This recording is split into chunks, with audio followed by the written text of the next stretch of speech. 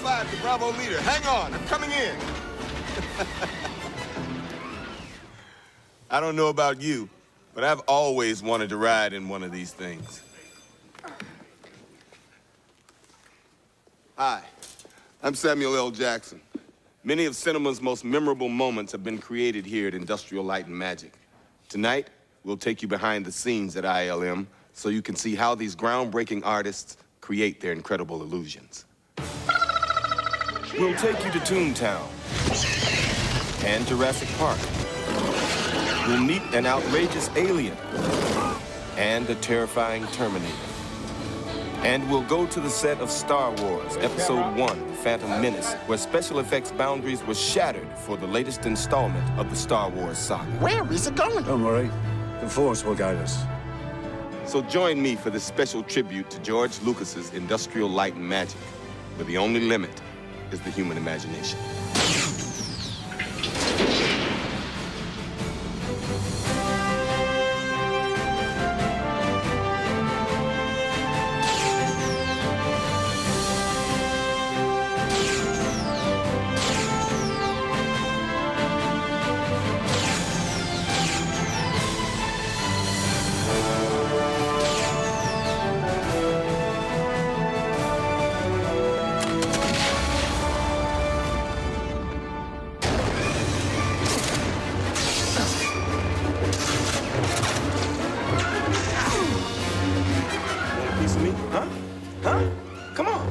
Come on, I see you want to make it. Come on, make your move. Make your move, come on. The double-bladed lightsaber, when you absolutely, positively got to kill every droid in the room, except no substitutes. These were used in just a few of the 2,000 visual effects shots seen in Star Wars: The Phantom Menace. We're going to pay a visit to the set now so you can see just how they pulled it off. But first, I'm going to do some damage. And action. When production began on Star Wars Episode 1 in 1997, director George Lucas was finally ready to create the intergalactic epic he had always imagined. From this angle of him and everything, it's all 100% CG. Armed with an unprecedented arsenal of visual effects tools, Lucas undertook the monumental project that would feature an underwater city, a deep space demolition derby, and more than 1,000 digitally created characters. Let him take that back, huh? You'll find what you need. My original vision for Star Wars was to have a film that had spaceships and had creatures and had all kinds of fantastic things going on in it, but the ability to create those things was extremely limited. So I waited really until we had perfected the digital technology we needed so I could have a story that was more like the one that I could think of in my head. If anyone could bring Lucas's grand vision to life, it would be his own special effects dream factory, Industrial Light and Magic. Over the past 2 decades, ILM had changed the face of cinema, capturing 14 Academy Awards. Lucas could have used them back in 1975 when he undertook the first Star Wars film with the visual effects equivalent of Stone Age tools. I got him! Great kid! Don't get cocky! I had an idea of a movie that involved a lot of special effects, a lot of ships flying around in ways that nobody had ever seen before. I went around and looked for a special effects company or a special effects department in a studio, and they were all gone. I can't shake him. To make matters more complicated, Lucas was having trouble convincing people that audiences were ready for his fantastical vision. So I'm picturing the stuff that I'd seen, you know, on Saturday afternoons on TV, you know, where you could literally see the wires holding up the obviously plastic or cardboard spaceship kind of going, I said, oh, really? You want to do that? I thought it was a terrible idea. I mean, it just sounded dopey to me. I hired a bunch of college students, and we really invented a whole different way of looking at special effects and started a special effects company at a time in the film business where special effects didn't exist. I heard that George Lucas, who I'd never met, was doing a big space film called Star Wars, and I thought, you know, I think I'll try to get on this film and at least see what a big movie is like, a big effects film, and then It'll probably never happen again. We were reading it and just laughing our heads off because we thought, oh, nobody's going to make this thing. I mean, it's so big and complicated. It's the kind of script we all wanted to do, but we just never had the nerve to even try and sell it to a studio. And we thought nothing would come of it. Armed with a paltry $3.5 million budget, Lucas went into production and his effects team pitched their tent in an old warehouse in Van Nuys, California. We were all relatively young then and full of, you know, vim and vigor and ready to try anything. And George also was great at just inspiring us to try all these different things. As soon as you came up with something that was different or a new way of looking at it, everybody's eyes just lit up and, you know, wanted to go even further. 3/4 of the crew had never worked on a feature film before. The average age was about 26. And it just sounded like a very cool thing to do. So I got a phone call from a friend of mine and said, could you draw spaceships? Sure, no problem, yeah. The way ILM photographed those spaceships changed special effects forever. Traditionally, models were filmed by moving them in front of a stationary camera, but the Star Wars team moved a computer-controlled camera around the models, a process that became known as motion control. Motion control allowed George Lucas and the people at Industrial Light and Magic to create a lot of motion and activity in a shot that normally would have been static. He'd show us some footage from a World War II film or documentary footage showing a maneuver that a couple of fighter planes were doing that we had to turn into X-Wings doing those maneuvers. And he wanted to, in a sense, create it in sort of a documentary style, as if you actually had a cameraman in there in the action, shooting it from another airplane that was going by or another spaceship that was going by. Meanwhile, the cast wasn't exactly convinced that the effects team had perfected this new technology. No. I had the sense that it was a pretty rough craft at that point. I mean, they were very clear about what they could do and how to do it. But for the actors, it was pretty simple. It was just a matter of imagining what really wasn't there and reacting to it. Come out of hyperspace into a meteor shower, some kind of asteroid collision. Not on any of the charts. When the film was complete, Lucas and ILM had created a milestone work that silenced doubters and became an international phenomenon. From the first frame, you know, completely transported in a way, you know, that I'd really never been before. Left the theater and looked back up at the marquee, and I just said, we got to see it again. It was such a quantum step beyond anything that anybody had ever seen before, you know. It was tremendously exciting. I got really energized by it. In fact, I sort of quit my job as a truck driver and said, well, if I'm going to do this, I better get going. Strap yourselves in. I'm going to make a jump to light speed. The film was far more effective than I'd anticipated on the level of special effects. And that was clear from the opening frames, that this was a lot more than 3 goofballs and a guy in a monkey suit. There was a substantial dramatic element here that was supplied by the special effects. It's really the filmmaker and the storyteller and how well they're able to tell the story that counts in the end. The technology is used to tell a story, and that's the whole point. When Lucas began work on The Empire Strikes Back, he opened ILM's doors to fellow filmmakers such as Steven Spielberg, James Cameron, Robert Zemeckis, and Ron Howard. His company then began a 2-decade Oscar-winning rampage, leaving creative and technical boundaries, as well as box office records, in their wake.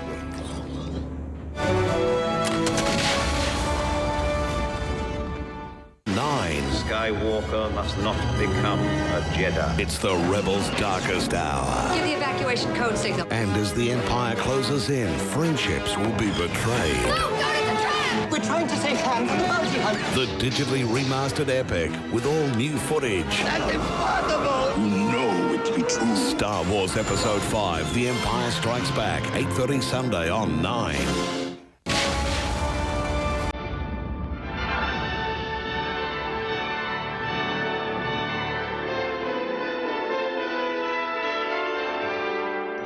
Long before scenes like this make it to the screen, they're designed by visual effects art directors. Sketches, paintings, and storyboards are created to envision spectacular cities, incredible creatures, and breathtaking battle scenes. Even in the midst of a digital revolution, these artists prove that the pen, paintbrush, and imagination can still be the most powerful tools of all.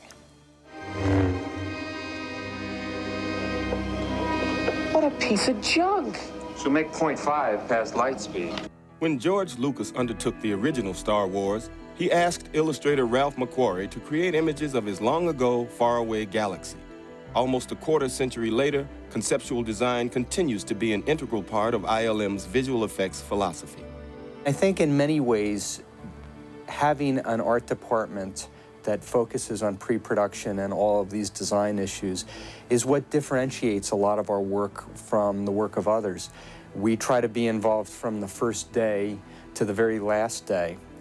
And that influence and that working together and that synergy, I think, really leads to the best results on the screen. After my first meeting with the ILM gang, I was exhilarated because I realized that these were folks who could talk very creatively and find ways to translate what it was you were talking about into reality.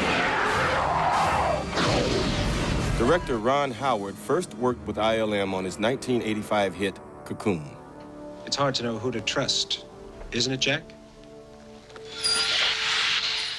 The big challenge there was in trying to create the aliens, the Antarians. And these were going to be genuine characters that you'd be spending some time with on screen, not just a fleeting image here and there, but there were real moments. There were death scenes. They were genuine characters.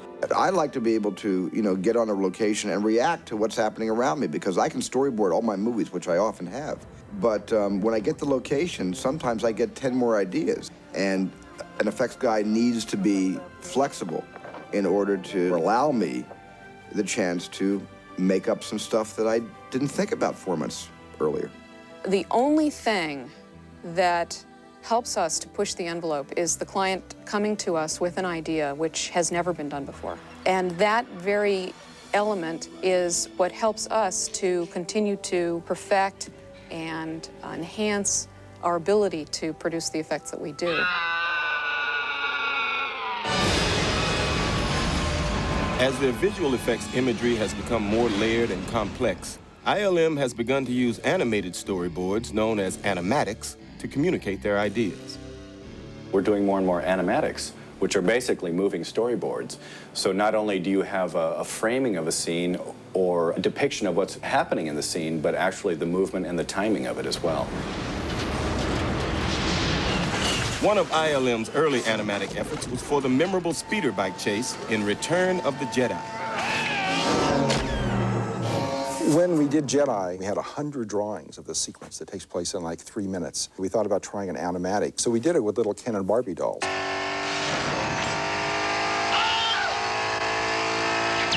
And on this little set that was like 4 feet wide and 8 feet long, I could lay out the entire 100 shots of the speeder bike sequence.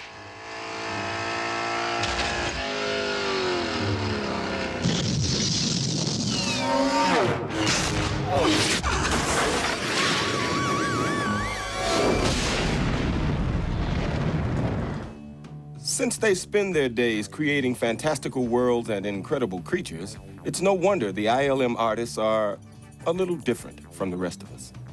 I think certain eccentricities are part of the character makeup.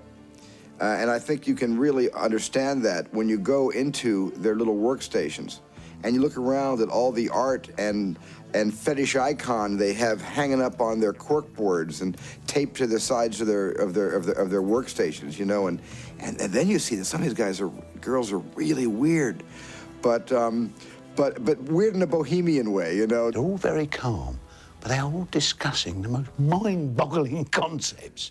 I used to sit in the canteen there and just listen to them. They were amazing.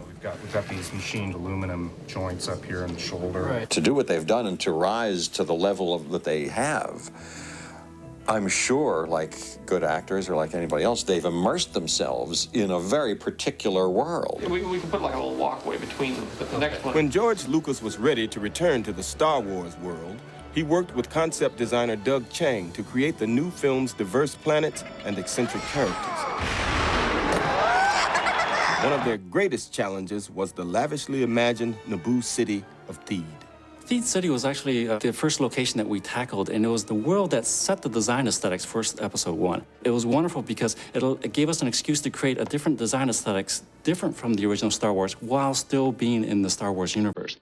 I wanted to create something that had a kind of Mediterranean feel, something that Victorian and romantic in nature, in the fact that the Victorians like to paint ancient Rome and other antiquities with a very, very romantic afternoon light, and I wanted a whole city and world that looked like that.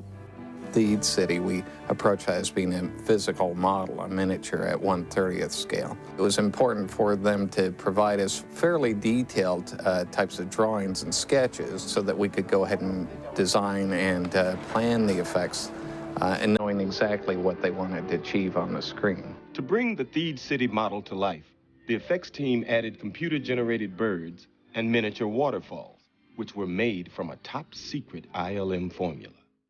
We ended up shooting basically salt, dumping down like 14 feet from a ramp on black, so that what you see as the waterfalls in all those scenes was just falling salt. Each shot in itself is almost a little story because everything that goes into a shot needs to be figured out. You know, it's very much like architecture in a way. You really have to understand what the whole building's going to look like before you start putting the pieces together.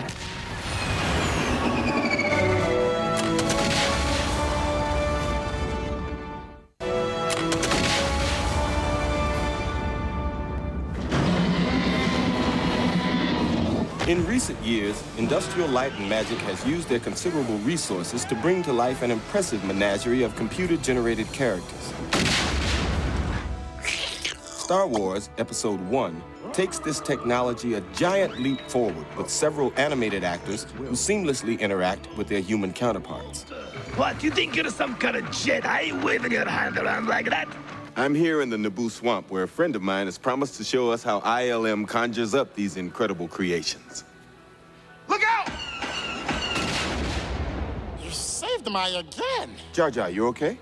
Uh-huh. Want to show us how you were created? On second thought, no. Not really, no. Hey, you promised. Don't make me get medieval on you.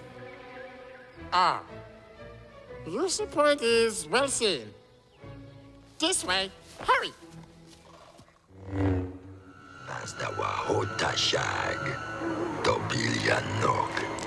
Phantom Menace is really the first time we've been able to create photorealistic characters that do act, that are completely created digitally. I don't really think there's any other film that has done this yet. The scope of the film is so huge in relationship to digital characters. Obviously, we have Jar Jar Binks, who plays a major role in the film. We have Watto, who plays a substantial role. And then we have virtually hundreds and hundreds of characters that are in the background.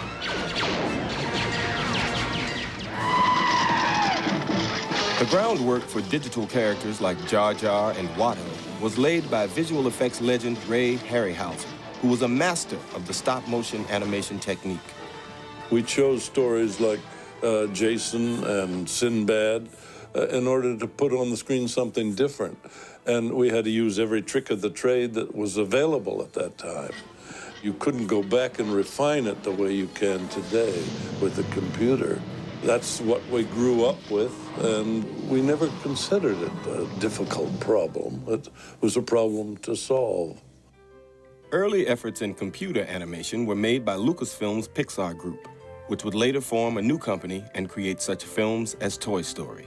Hello? Dennis Muren from ILM came to us and said, you know, we're doing effects for this new film, Young Sherlock Holmes, and there's one effect that, frankly, we don't know how to do.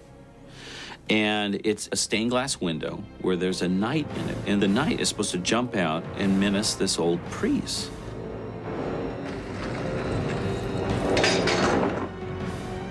So it was the first effect done with computer animation that was so perfectly blended with the scene. People didn't know how it was done. And that really opened the door for using computers in special effects.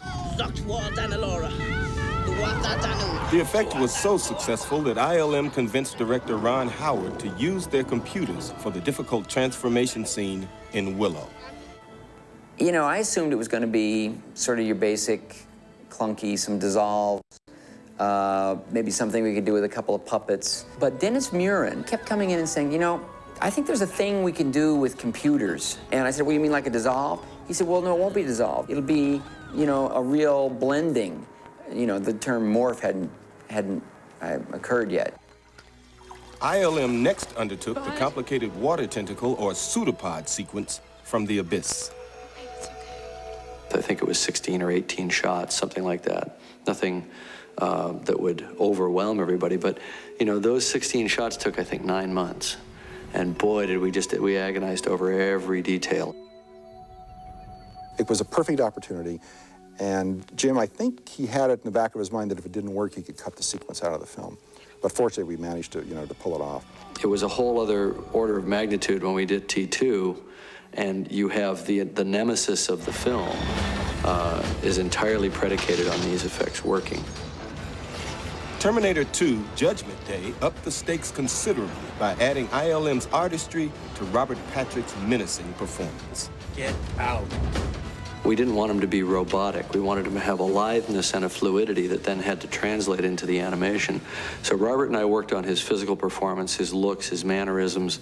Then he got sort of abducted by ILM, and they took him up there to some secret laboratory where they put a grid all over his body and had him, you know, had him recreate the character for them.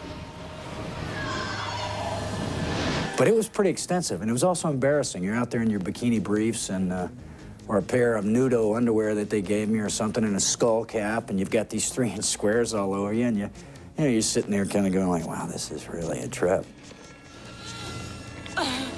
They really included me. I mean, it wasn't just about the technology, and there was a realization that we can't do this without you, and you felt like you were a part of a team that way.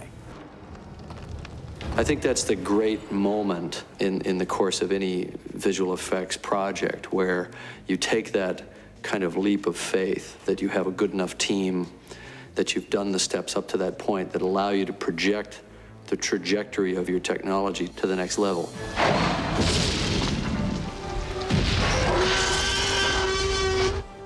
Jurassic Park and its sequel, The Lost World, took the Terminator technology even further by adding such elusive qualities as realistic skin textures, lifelike muscle movements, and animal behaviors.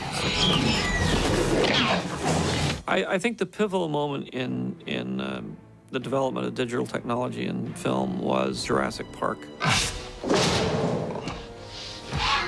When we were able to create a dinosaur that moved realistically, that could be put into the film and look real, we'd achieved that level that we needed in order to create what one might describe as digital cinema. To convince director Steven Spielberg they could create the film's dinosaurs with computer graphics, Dennis Muren and his team created this test footage. When he brought the test out to show me, I said Jurassic Park is going to be great. I mean, it's going to be, at least effects-wise, it's going to be amazing. People are going to really believe that dinosaurs are walking the earth today. Each dinosaur had its own character, and so we had to really get into animation, how we were going to communicate this behavior on the screen.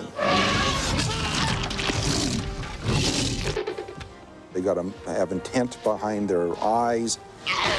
These are not monsters, they're living animals. Like Frankenstein, they take from nothing, you know, and something inanimate, and they make it into for all the world, create the illusion of something live and living. It's an amazing thing. I think that's what's so exciting about using this medium of computer animation. The audience knows it doesn't exist, but you can use the computer tools to make it look absolutely believable. And that's what ILM continues to do, and it astounds us all. ILM's most astounding characters to date are the scene-stealing synthespians that populate Star Wars Episode 1. I mean, 5 years ago, we would not have been able to bring Jar Jar to the life like we have. We could not do clothing. We could not make the wind blow his ears. We couldn't do the numbers of characters we're putting on the screen at the same time, and there's no way we would have been able to get it done in the time period. Each of Jar Jar's 323 shots had to be carefully planned and choreographed by an ILM team headed up by effects supervisor John Knoll. Present should focus, stay just on Liam. Lucas made these difficult scenes more comfortable for his human cast by bringing Ahmed Best, the voice of Jar Jar, to the London set. It wouldn't have really worked too well if there wasn't somebody there acting, you know, whether or not I was in the suit or not. If it's a lot harder to react to air than it is to react to somebody giving you something. I like to use stand-in characters, use the actors who are going to play the digital parts, be on the set, say their lines, and interact with the live actors. George would shoot a sequence with Ahmed in the scene, acting and interacting, and once the actors were comfortable with that, he would then remove Ahmed and shoot some clean versions, meaning Jar Jar Ahmed wasn't there, so that we had room to put our character in there. Misa hating crunching. That's the last thing Misa want. Once each scene was filmed, ILM's animators began their work on the computer-generated performances. It was really important for them to get in the head of the character. They really had to understand Jar Jar, and some of them who were confused a lot of the time didn't have a problem getting into Jar Jar's head because he was confused most of the movie.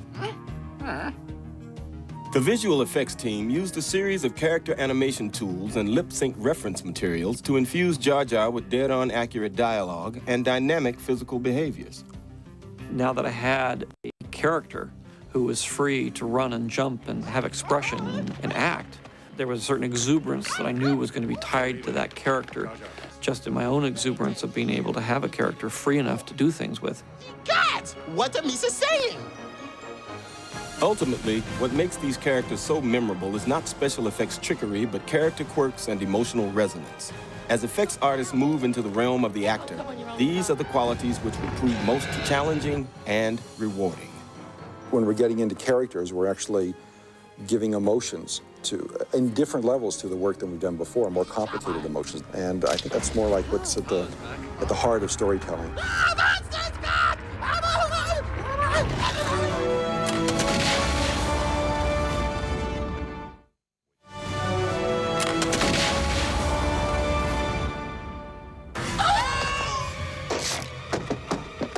This would be Meryl Streep's final scene in most movies. But Industrial Light and Magic doesn't let a little thing like death get in the way. You pushed me down the stairs. With 14 Oscars to their credit, the artists at ILM have proven that for them, nothing is impossible. Whether a script calls for human contortions, alien life forms, or rampaging dinosaurs, they'll use their creative ingenuity to thrill and amaze us.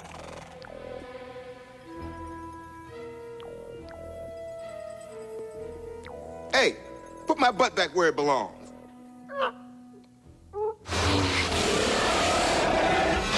While ILM's work with digital characters has been revolutionary, many of their other efforts have been downright shocking.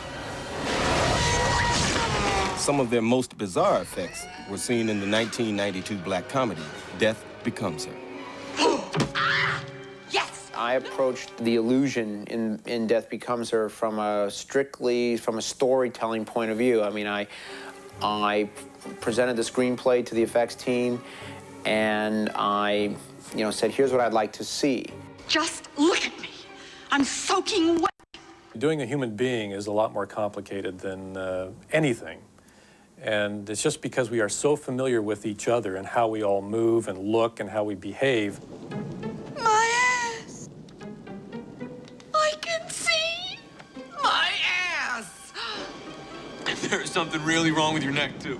I mean, this is Meryl Streep we're talking about. I think she probably does a better job of it than we'll ever do. And so we wound up shooting her face, as with the blue screen of her head and then shooting her body on the set. That was wild because we had to come in on one day and shoot the scene.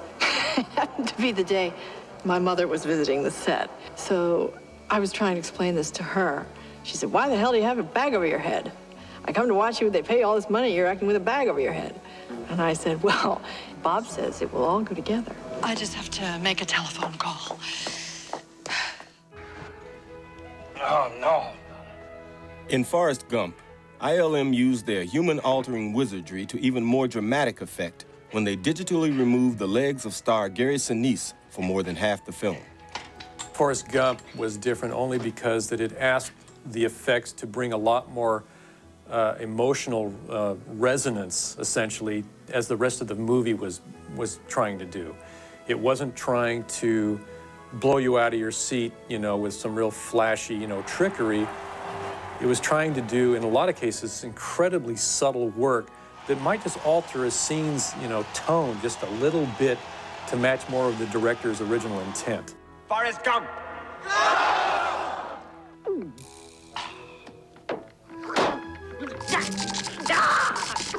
While computers have helped ILM in recent years, the amazing Who Framed Roger Rabbit was completed in the pre-digital dark ages of special effects. Photographic tricks and mechanical effects were used to combine the film's live action and animated worlds. Jeepers, Eddie, I was thrilled. You saved my life. How can I ever repay you? My overall goal in Roger Rabbit was to make sure that the audience completely forgot that they were watching spectacular special effects, that they would be just completely involved in the emotional story of this rabbit. The one thing that does sell a created character as being in the scene is if they move objects around and have interaction with a human and so forth. The film's technical demands often required star Bob Hoskins to alter his performance to accommodate the demands of his animated co-star. If I grab the rabbit like that, right, I've just cost the company $100 grand because they've got to paint the rabbit through my fingers, right, on celluloid with tiny little paintbrushes. If I grab him like that, it's clean. Now that you're in this, Bob, you know, I guess we're committed to shooting this. I'm worried it's a bit. I hope you went to the bathroom. There's one scene where I had this sort of cage, you know, inside of a raincoat that moved in different ways and sort of, you know, things came out. But tell me, Eddie, is that a rabbit in your pocket, or you're just happy to see me? Tying Roger Rabbit into a scene is one thing, but when ILM was asked to create a 42-foot mythical beast for Dragonheart, they had to go to even greater lengths. There were a number of things in Dragonheart that we used to try to tie the dragon into the actual scene. The scenes where he dives into the water, I had them construct some large 55-gallon drums that they welded together and dropped from a helicopter, so we got the correct splash. After each scene featuring the dragon was photographed on location, the ILM animators would create the performance. Obviously, he was very large for being an actor in the scene, but he was an actor nonetheless, so it required the full range of emotions for animating. In films like Dragonheart and Ron Howard's Willow, the actors faced the difficult task of reacting to special effects co-stars that don't yet exist. When you're directing a scene like this, you find yourself, you know, standing up on a 25 or 30-foot ladder, screaming, you know, and now here's the dragon! He's blowing fire! It's fire! Can you imagine what would happen if you really saw a dinosaur?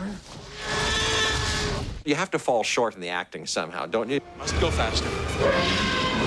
Because really, if that happened to you, you'd go, oh, I better act that again. I better go back and do those movies because it's nothing like what really happens.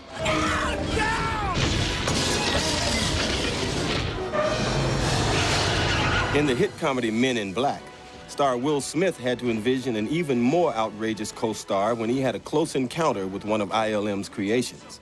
There's only one way off of this planet, baby, and that's through me. The large alien at the end of the movie, Edgar, was completely computer generated because the physics involved in making a puppet that could actually be as dynamic as we needed in the scene to fight with Will Smith really wasn't possible. So I filmed Will Smith jumping onto a blue substitute for the character as the first piece of film that we shot, and then we animated the alien character to fit into what Will was grabbing onto. I have no idea how they do that stuff. ILM is just, they just do amazing special effects. And it looks fleshy, and it's from a computer. We've reached a point collectively where the only limitation is your imagination. If you can afford it and you can think of it, you can do it. There is nothing that cannot be imagined and then visualized by these artists. They really believe that nothing is impossible.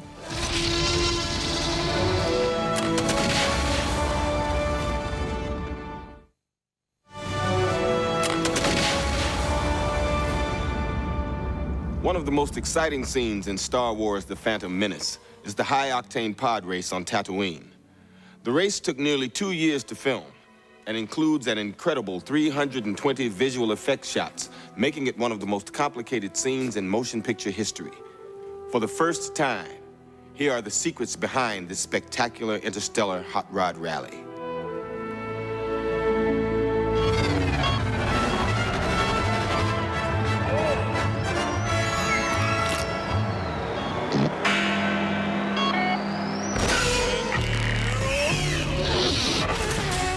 Young, cars were very important to me. Speed and racing became an extreme fascination for me from the age of about 13 on. In The Phantom Menace, I had the opportunity to create what I would call the ultimate race.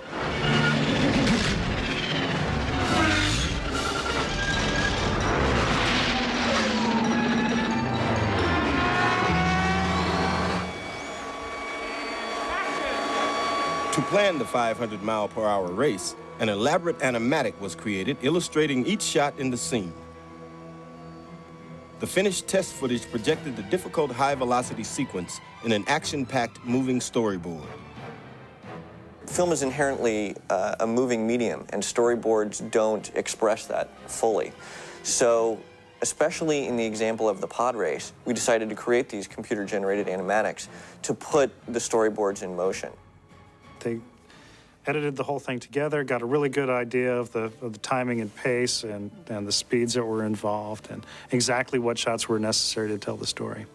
And that was tremendously useful to us. I mean, a lot of our shots are direct duplicates of the animatics.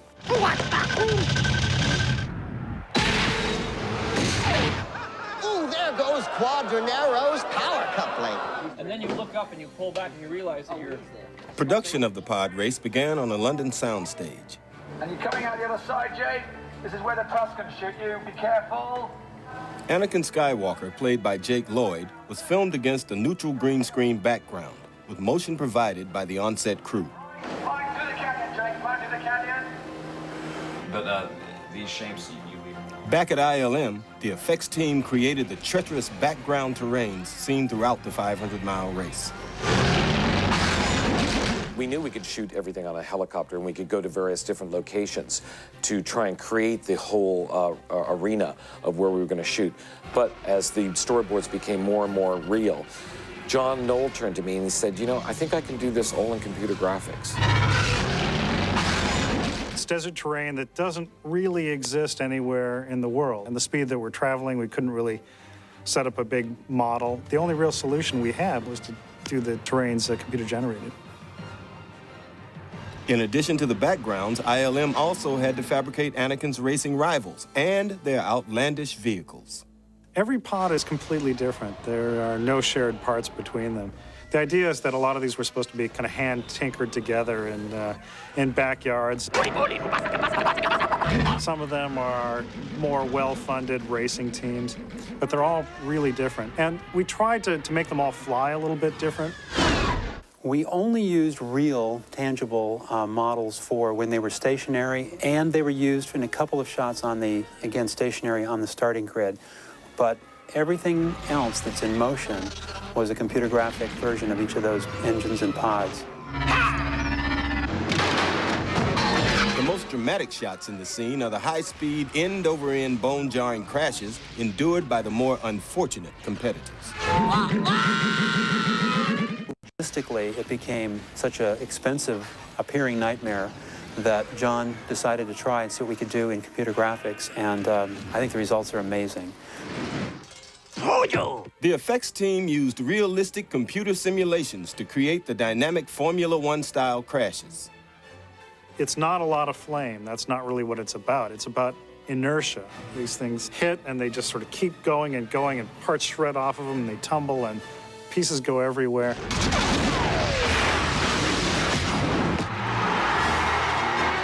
When Anakin triumphantly crosses the finish line, he is greeted by an elated crowd of onlookers who cheer his victory. The crowds are going nuts! In reality, this was a scale miniature housing an elated throng of more than 350,000 Q-tips. For at least 4 big shots, it was easier and it worked perfectly fine to leave the Q-tips in and filling the stands with 350,000 racegoers that had a former life as a cotton swab. The pod race was not only a victory for young Anakin, but for ILM as well. This 10 minutes of fury is a hot rodder's fantasy and a special effects tour de force.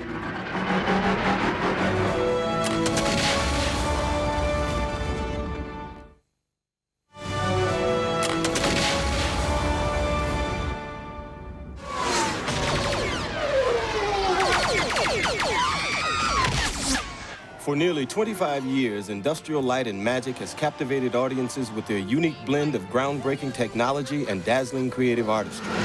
But some of their most exciting work may still be ahead of them. In the future, we expect to diversify into doing digital feature animation. We will hopefully be doing projects that are created completely in the computers. Use our team! You know, I think given enough time and money, you can do probably just about anything. I think we could do a person. ILM will continue to explore new territory, but don't look for the next Star Wars film to be driven by special effects. You're a funny little boy. The next film ultimately is a love story. It'll still have some digital characters. Jar Jar will probably be back, but it's not going to expand the state of the art. I'm simply going to continue to tell the story and using those tools. While Star Wars will forever be ILM's legacy, their impressive and diverse body of work transcends any single project. They have become an unparalleled artistic entity, ready to infuse any film with creative firepower. I'm extremely proud of ILM. I'm extremely proud of what they've accomplished. All I've done is tried to give them the guidance that has allowed them to work and prosper and to develop their creativity. ILM has their own identity, and it's a wonderful identity, and they've done so many different subjects that have made an impression on the screen and obviously on the audience. And the beauty of ILM is that it's done so many productions, and so many of them have been groundbreaking, that there's a technological culture there that is beyond the individuals who made those advancements. It's always going to come back to story and character and creating an experience, but how people watch it and what they can see is going to change and evolve, and if George has anything to do with it, I suspect ILM will be right at the center of all that. ILM has given a tremendous gift to the world, and especially to the world of filmmaking and filmmakers. They have freed our imaginations, and they have allowed us to dream and be guaranteed that our dreams will come true on the screen.